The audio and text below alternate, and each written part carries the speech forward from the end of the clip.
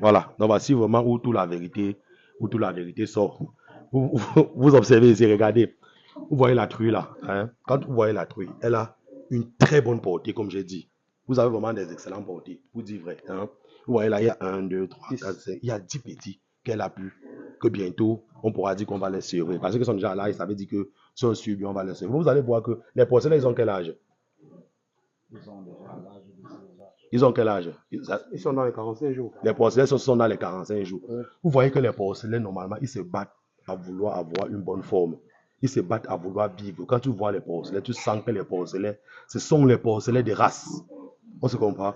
Mais au niveau maintenant de la croissance, du démarrage, ça a retardé. Où est-ce que je dis ça a retardé? Ça a retardé avec tous les mêmes problèmes que j'ai cités dans les autres loges là. Il n'y a pas d'eau pour la truie. La quantité d'aliments qu'on donne à la truie est largement inférieure à ce qu'elle devait consommer. La quantité d'eau qu'elle boit est largement inférieure à ce qu'elle devait avoir. Celle-ci, comme ça, là, le minimum qu'elle devait avoir, c'est 30 litres. Donc, ça veut dire qu'il devait toujours avoir l'eau là-bas. Et elle devait toujours avoir l'aliment.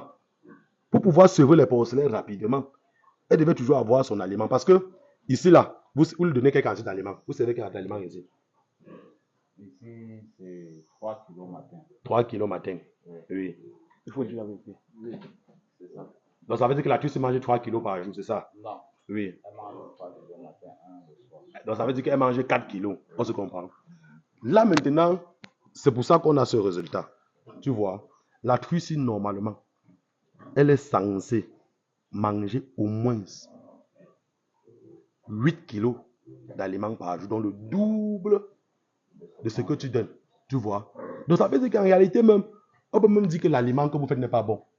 Pourtant, c'est même bon. Mais au niveau des quantités maintenant que vous donnez aux bêtes, vous voyez, au niveau des quantités que vous donnez aux bêtes, c'est réduit. Parce que quand tu as le porc, hein, vous vous dites la vérité, quand tu as le porc, il ne faut pas jongler au niveau de l'aliment. Tu comprends? Ça veut dire que au lieu d'avoir par exemple une ferme où tu as peut-être 500 porcs et que tu jongles au niveau de l'aliment, vaudrait mieux avoir une ferme où tu as 250 porcs et que tu nourris le porc normalement. Tu vas voir que la ferme de 250 porcs sera doublement rentable que celle qui a 500 porcs avec un mauvais suivi ou avec une quantité de ration inférieure. C'est pas ça que je comprends. Donc ça veut dire que pour toi qui suis, tu vois, après on va échanger ensemble, je vais te donner quelques conseils. Normalement, quand tu as déjà une truie qui a mise bas, pour calculer sa ration, la truie d'abord, elle seule mange 3 kilos. Tu vois ce que je dis? Elle seule d'abord mange 3 kilos d'aliments. Maintenant, tu comptes le nombre de petits qu'elle a. Tu fais fois 0,5. Donc ça veut dire que ici, par exemple, dans la loge ici, la truie a 3 kilos. Les petits, ils ont 0,5. Que la mère doit manger, pas eux. Parce qu'eux ont aussi leur aliment spécifique. Que j'ai dit que c'est le pick leur boost, l'aliment pré-démarrage qu'on donne au porcelain. Pour éviter justement l'amaigrissement de la truie qu'on voyait là-bas. Vous voyez? Parce que quand un truc maigrit comme ça, là, lorsque vous vendez, vous perdez. Hein? Vous perdez très mal. Hey! Parce que ce qui fait peser le porc, c'est la chair. Tu vois? Ce qui fait peser le porc, c'est la chair. Tu lèves un porc comme ça, là. Il est maigre comme ça. Tu fais l'erreur, tu tues. Sans remonter la truie. Tu vas voir tes règles. Tu vas abandonner seulement l'activité. Et justement, c'est ça qui fait plus de personnes abandonnent l'activité. Parce qu'ils n'ont pas généralement la bonne information. Parce que je dis parfois que certaines personnes veulent même bien investir. Ils ont suffisamment d'argent pour toucher dans un projet. Mais ce qui les manque parfois, c'est une petite information, la petite information là. Et généralement, c'est capital. Et parfois, vous voyez que certaines personnes s'enfoncent, ils s'enfoncent jusqu'à pour finir, ils abandonnent. Donc justement, c'est pour ça que nous sommes là, pour voir dans quelle mesure il faut qu'on améliore l'activité. Parce que si toi-même tu suis les bêtes et que au bout de 6 mois ou 3 mois, quand tu vois que la ferme a complètement changé, tu vois que toi qui sevrais tes porcs à 45 jours avec 1 kilo, avec 1 kilo, 1 kilo et demi, que tu es en train de sevrer ton porc toi-même maintenant à 40 jours avec 15 kilos, toi-même tu seras fier. Quand tu vas voir tes porcs, tu seras fier. Tu vois un peu. Voilà. Donc, vous dites qu'ici, normalement, tu dois manger 8 kilos et boire 30 litres d'eau. Normalement, un truc comme ça. Parce que je vois qu'en majorité ici, c'est les résultats que vous avez. Donc, vous parvenez à sevrer 10 porcelains et tu as le même problème. Donc, ça veut dire que tu vas calculer et toi-même, tu vas voir. On continue un peu. C'est justement parce que les trucs ne sont pas identifiés. Vous voyez? Elles n'ont pas de boucle d'identification. Ça veut dire que Ce que tu me dis là même, c'est vraiment, tu remarques le porc avec les yeux. Mais en réalité, si tu vas t'embrouiller, tu vas mélanger tout. Parce que normalement, les boucles, je vais rentrer comme ça dans sa bac. Bon, c'est quel porc? On dit porc numéro 7. Tu prends ton calepin, tu regardes. J'ai croisé tel J'ai croisé avec tel mâle. Quel jour? Ça veut dire qu'elle est à 2 mois de gestation. Tu vois que si tu me dis c'est que tu manques. Tu sais seulement qu'elle va mettre bas. Quand le ventre sera un peu gonflé, tu vas voir qu'elle est fatiguée. Tu vas venir retirer pour qu'elle mette bas. C'est tout. Pourtant, en réalité, ce n'est pas ça. C'est vrai. Hein? Vous voyez? Donc, j'ai tout dit le problème. Il faut qu'on avance. Ok. Le problème, bon, ici, c'est. Ici, c'est quoi? C'est les porcelaines sevrées. Oui. Viens un peu voir à part. Tu vois les porcelaines sevrées. Oui. Voilà justement le même problème. Ça, c'est les porcelaines d'une truie. Oui. Non, Non. Oui. Deux trucs. Oui. Vous voyez que là, ce sont les porcelaines. Vous voyez que quand je regarde la conformation, vous voyez, Oui. moi je vois que la race que vous avez prise, c'est une bonne race. Vous voyez, mais le suivi. Regardez peut-être un porcelain comme celui-là. Regardez comment on voit ses os. Plus le porcelain là, vous voyez, regardez comment on voit ses os. Regardez peut-être ici là, vous voyez que presque tous les porcelains sont chétifs. Vraiment, comment celui-là là-bas, il chie même à peine. Vous voyez, il est maigre jusqu'à il chie même à peine. Peut-être qu'il est même constipé. Il n'y a pas d'eau dans les abreuvoirs. La quantité d'aliments qu'ils mangent est insuffisante pour eux. Justement, c'est toujours ça le problème. Parce que moi, là, présentement, je ne fais que parler de la quantité parce que je n'ai pas encore étudié la qualité. Donc, ça veut dire que là, présentement, je parle de la quantité. Après qu'on va partir maintenant, je vais regarder la formule que vous utilisez en fonction de chaque catégorie. Bon, par exemple, hier, quand nous sommes entrés là, j'ai vu dans la voiture, il y avait quelle quantité d'aliments? On avait 1 tonne 250. 1 tonne 250. Oui. C'était quel aliment que vous avez fait? On a fait porcelain, allaitante et porc. Voilà. Et eux ici, ils parviennent quand même à identifier que ça Oui. c'est porcelain, Oui, ça c'est allaitante. C'est écrit sur les sacs. Oui. Ok, c'est déjà bien. Ça veut dire que là maintenant, présentement, je suis sur la quantité d'aliments. Parce que je n'ai pas encore étudié la formule. Donc il faut qu'on avance. Qui ne parviennent pas à suivre. Oui. Oui, ici aussi c'est.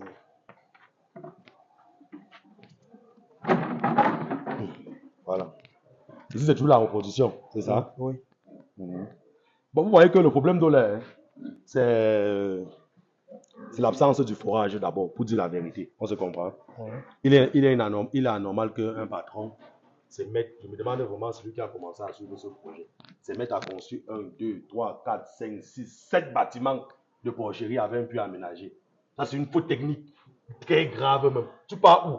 Quand normalement, tu sais qu'un port, avec seulement un port seulement qui te met bas, prend 30 litres d'eau. Un port en encaissement te boit 10 litres d'eau.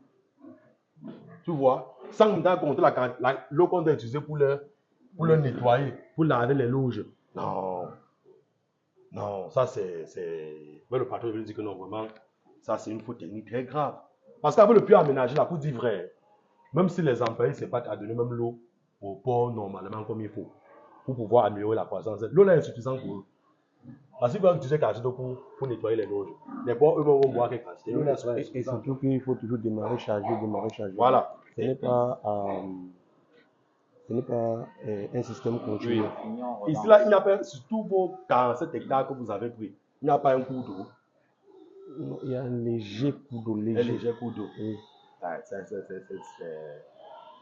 C'est toujours un problème. Parce que quand tu prends peut-être un site comme ça, vous voyez, et que tu peux pas facilement avoir un cours d'eau, tu peux mettre une pompe à l'intérieur qui te permet que même tu as le puits aménagé comme ça, que les pompes vont boire ça.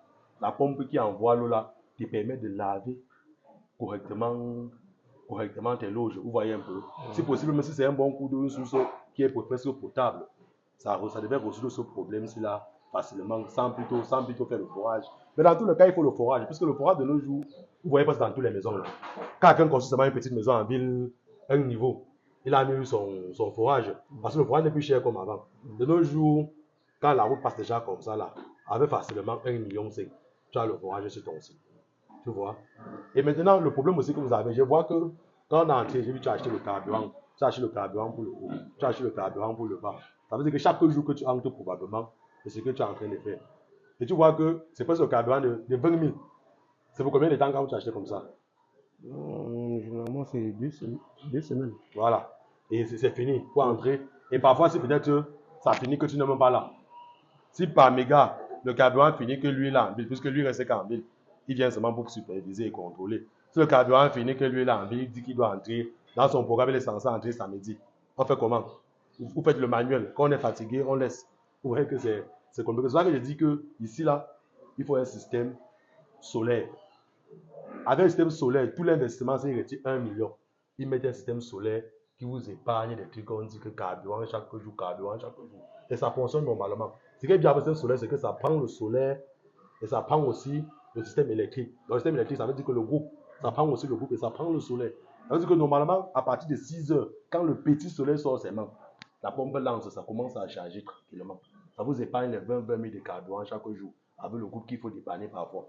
Ah oui. On a vraiment ce problème. Voilà, je connais les exploitations, non? Je sais que quand on utilise le groupe, vous avez même un très bon groupe. Il y a les fermes que c'est chaque semaine qu'on est en train de réparer le groupe. Et c'est un très grand problème. Je connais, hein? On a ce problème. Voilà, je connais. Il faut entrer, sortir avec le groupe. Je connais toutes ces choses. Vous avez les tuyaux noirs, blancs là. Oui. Oui. Et on s'est dit que c'était une race sauvage, Oui. une race locale en fait. Oui. Mais quand aujourd'hui j'entends le nom Pietrin, Oui. Non, c'est pas. Les pots noirs là, ce sont les piéteurs. Oui, Il est bien vrai que ce n'est pas le pur. On se comprend, non? Ouais. Mais c'est quand même. Ça dérive du piétre. On se comprend, voilà. Celle-ci-là, là, vous avez les très bonnes portées, hein, mais c'est toujours le même problème. C'est comment? Ça, c'est le troisième bâtiment. Ouais. Ici, c'est quoi? C'est l'engraissement. L'engraissement, oui. Voilà. Donc, comme je vois, c'est. Et les porcs aussi, là, ils ont quel âge? Ils sont dans les 4 mois et demi. Dans les 4 mois et demi. Hein. Oui. Les porcs. Ils sont dans les 4 mois et demi. Hein. Oui. 4 mois et demi. Vous pesez les porcs ici? Hein?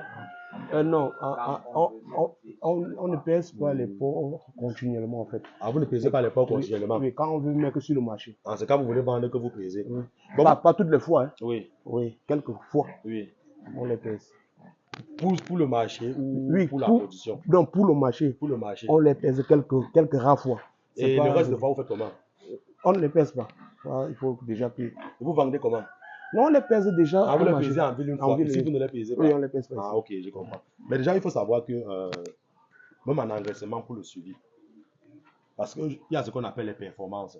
Donc, ce n'est pas quand on doit pas élever le porc, élever, jusqu'à attendre qu'il arrive à 6 mois, avant qu'on commence à crier que wow, le porc n'a pas 100 kilos. Non, tout commence à la base. Ça veut dire, déjà, il y a une fiche de suivi. Tu dois regarder les performances. À 1 mois, mon porc doit avoir tel poids. À 2 mois, il doit avoir tel poids. Ce qui fait que généralement, il faut effectuer les pesées, surtout les jeunes porcs, puisqu'ils ne sont pas lourds. Il faut effectuer les pesées pour pouvoir regarder si ça cadre avec la norme. Quand tu évalues, tu vois que ça ne cadre pas avec la norme, il faut directement corriger le tir. N'attends pas 6 à 7 mois pour crier que non, j'ai élevé un porc en 10 mois, il a eu 60 kilos. Et c'est quoi le volume sur le mois? Sur le mois, Oui. je vais vous donner la fiche, on se comprend. Oui. Parce que normalement, déjà un porc à l'âge de 4 mois, parce qu'on fait 100 kilos en 5 mois, maxi 6 mois. 100 kilos propres, pur, chargé. Oui. Je vais vous expliquer votre problème. Les porcelaines, c'est comme ça, le problème dérive des trucs que je vous ai montré là-bas. On se comprend. Oui. Donc, tout ce retard-ci là, Croissance ratée. tout ce problème de croissance ratée, de porc chétif, on se comprend, ça résulte de ce que je vous ai montré là-bas. Parce que quand tu vois un porcelet déjà, comme la loge de sauvage que vous avez montré là-bas, où le porcelet est comme ça, il chie même à peine. Tu vois, le porcelet, il est là, il veut même se battre pour vivre, mais il n'a même pas l'eau pour boire. Tu vois que c'est un problème. Justement, c'est ça qui engendre tout ceci-là. Parce que normalement, à 4 mois, vous devez être au moins, à 4 mois, vous devez être au moins dans les 60-70 kilos. 4 mois. Donc, vous voyez que là, il y a un retard. Et si vous donnez la drèche au porc, Non. vous ne donnez pas la drèche au porc. Ah, ok. Déjà, le système de mangeoire là, c'est propre. Hein. Okay. Les mangeoires là sont vraiment très bien. J'apprécie ça. Donc, ça, c'est une chose qu'il faut aussi apprécier. J'apprécie le système de mangeoire là. Ici, ils n'ont pas de pipettes. Ça veut dire qu'on met l'eau. Oui, on met l'eau. Ils ont l'eau même là-bas. Non. Ils n'ont pas d'eau. Donc, vous voyez que presque dans toutes les loges, vraiment, Et ici, les employés, ils travaillent comment? Parce que je vois, je ne sais pas, vous organisez les employés comment? Il y a 1, 2, 3, 4. Tous les bâtiments, c'est là, vous gérez ça. Ils sont combien? Actuellement, nous travaillons sur 6 bâtiments. Oui. Et chaque employé a 2 bâtiments à lui. Chaque employé a 2 bâtiments. Donc ça veut dire qu'ici, là, ça veut dire qu'ici, vous avez 3 employés pour ça. Oui, 3 employés. 3 employés qui gèrent ça. Qui Et gèrent. vous connaissez, vous avez donné à chaque employé un bâtiment. 2 bâtiments. 2 bâtiments. Oui. Voilà, c'est un très bon système. Mais ce qu'il faut maintenant faire, c'est de mettre l'accent maintenant sur le suivi. Et faire en sorte que quand après la sortie, c'est qu'on va donner les recommandations. Et que quand tu viens peut-être pour tes consultations, quand tu viens maintenant pour la supervision, tu constates qu'il y a peut-être le bâtiment de tel qui n'a pas respecté les consignes que tu as données. Il faut qu'on l'applique. Voilà, c'est un très bon système. Déjà, 3 employés, c'est pas mal, hein. C'est pas mal. Ça veut dire qu'on peut payer ça de combien de kilos? On constate la catastrophe parce qu'on prend un porc de 5 mois Oui. qu'on ramène sur le marché. Dans ça, on va trouver les 30 kilos. Oui. Carcasse, 28 kilos carcasse. Un poids de 5 à 6 mois. Oui. Oui. 28 kilos carcasse, 35 kilos max. Oui. En carcasse. Ah ouais. Et vous savez pourquoi moi je n'aime pas trop ce système? Parce que regardez un peu ça. Viens. Viens. Viens filmer. Justement, moi, je déconseille ce type d'abreuvoir. Ce type d'abreuvoir. On se comprend. Patrick, je déconseille ce type d'abreuvoir à cause de ça. Viens filmer. Regarde. Tu vois. Le porc boit. Il vient. Il défèque à l'intérieur. Vous voyez, il y a les asticots. Ils ne peuvent pas boire ça. C'est pour ça qu'avec ce système-ci là, tout est à refaire. Il faut remettre le système d'abreuvement à jour avec les pipettes. Faire un forage automatiquement si on veut commencer par améliorer les résultats. Parce que je dis toujours que le but n'est pas seulement de dire que non, on veut changer les races pourries derrière les races. Il faut d'abord améliorer le suivi. Donc améliorer déjà ce qu'on a déjà d'abord avant de penser maintenant à venir avec les nouvelles races pour améliorer le suivi. Parce que même si, comme ils disaient qu'ils veulent commander les trucs là, tu vois, même si on laisse les porcs aussi comme ça là, et que vous m'appelez que Eloge, on a que de venir à devoir charger les porcs. Je vous donne les porcs là, vous venez avec, vous mettez dans le même système ici là, vous allez avoir les mêmes résultats. C'est parce que vous voyez, regarde, quand vous êtes un porc, il ne peut pas boire ça. Il ne peut pas boire ça. Voilà, il ne peut pas boire ça. Tu vois que même ici là, l'eau n'est pas propre. Là-bas, il y a même les asticots, tu vois que c'est grave. Et ici là, ils ont quel âge? 3 mois. Ils ont 3 mois ici. Hein? Oui. C'est le même problème, les porcs ne sont pas chargés, on se comprend. Tout découle toujours de ce que je vous ai présenté là-bas. Donc c'est le premier problème d'abord. Je ne sais pas si je comprends, c'est le premier problème. Et pourquoi ici là, ils n'ont pas encore nettoyé? Non, ils n'ont pas encore nettoyé. Hein? C'est pas encore nettoyé. Ah, vous n'avez pas encore nettoyé ici? Ok. On a pris des coups là. Parce que c'est lui qui gère, c'est lui qui est le caméraman qui gère ce bâtiment. Ça sort du site. Ouais, c'est un très grand avantage. Hein? Parce que je vois les loges sont vraiment très bien. Hein? Et viens un peu voir filmer. Moi, j'apprécie vraiment le modèle que vous avez mis sur place là. Tu vois le modèle que vous avez mis là, non? Où les loges sont bien ventilées. Donc les porcs respirent aussi normalement. Donc ce n'est pas trop serré, trop béton. J'apprécie vraiment. Vous avez vraiment exploité la richesse naturelle, la richesse que vous avez eue sur le site. Voilà. Bon, déjà ici, ça sont les porcelaines que vous avez serrées. Ils sont même déjà serrés dans la loge. Parce que normalement, voilà une loge vide là-bas. Ah, ils sont serrés, hein? Oui. Voilà. Ça, il y a un problème de densité ici. Ici, non, tu vas d'entrée. Ici, il y a un problème de densité. Ici, il y a un problème de densité. Vous voyez qu'ici, là, ils sont même serrés. Pourtant, voilà une loge vide là-bas. On pouvait tout simplement décanter le stock. On envoie de l'autre côté. Vous voyez que les porcelaines serrées ici, ils ont le même problème que les porcelaines serrées qu'on a vu de l'autre côté là-bas. On se comprend. Et les porcs aussi ne sont pas identifiables. Donc, c'est tout un problème. Mais on avance un peu. Le bas là, oui. J'ai pris certains trucs à Kribi. À Kribi. Chez Watat. Ah, vous avez pris les trucs à Kribi chez Watat. Voilà. Justement, tu vois ce que je t'ai dit là. Quand j'ai observé, pour dire vrai, je n'ai pas voulu te mentir que non. Parce que vous allez commander les porcs chez moi, il faut que je vienne, je vous dise que non, il faut changer les trucs. Vous voyez? Scientifiquement parlant, quand je suis venu, j'ai observé les trucs. Qu'est-ce que je vous ai dit? Et vous m'avez fait comprendre. Je vous ai dit que les trucs que vous avez sont des très bons trucs. Justement, M. Ouattara est une personne qu'on travaille ensemble. Moi, je connais la génétique qu'il a chez lui. Je connais les résultats qu'il obtient. Donc, raison pour laquelle, quand j'ai observé les trucs que vous avez, je vous ai dit que non, les porcs que vous avez sont très bien. Je ne savais même pas où vous avez pris les porcs. Vous voyez, lui, il a les très bons résultats, il a les très bons trucs, il a les très bons géniteurs. Ça veut dire que si vous avez pris les trucs chez lui, vous voyez où il y a le problème. Parce que je peux te jurer que là où tu es parti prendre les porcs, c'est toi-même qui es parti. Tu as vu que les résultats qu'il avait, ce n'est pas ça que tu as Super, super. Hein? Super. Là, voilà, tu vois maintenant que si tu pars chez quelqu'un, tu vois comment ses reproducteurs sont. Il prend un porcelet devant toi. Il te dit que voilà un porcelet de 45 jours. Il a 15 kilos, il te donne. Tu arrives chez toi, tu serves tes porcelets à 3 kilos. Tu vois pas qu'il y a un problème? Un gros problème. Hein? Tu vas dire que c'est la race. Ce n'est pas la race. Parce que toi-même, tu es conscient que je suis parti prendre les porcs là. J'ai vu ça sur place et ce n'est pas ça que j'ai eu un gros problème. Voilà. Et vous avez encore pris où? Après Ouattara, vous avez encore pris où? Après Ouattara, j'ai pris d'autres et tout début. Toujours ici au centre. Oui.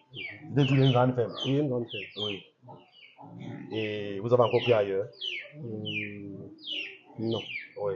On a juste multiplié les trucs de la base. Les trucs de la base, vous les avez acquis où?